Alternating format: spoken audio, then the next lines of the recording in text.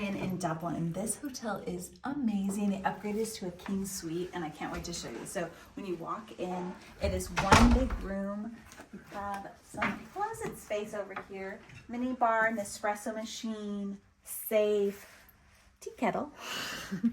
You know you're close to the UK if you have a tea kettle.